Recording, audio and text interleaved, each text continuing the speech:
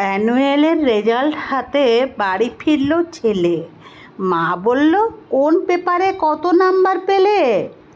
হিস্ট্রিতে মম 84, ম্যাথসে 90।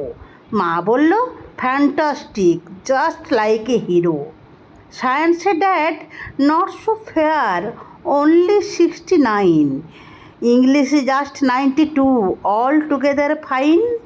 জিওগ্রাফির পেপারে তো 100 ডুবিয়ে দিল বেঙ্গলিটা, ভেরি পুয়ার গ্রেড।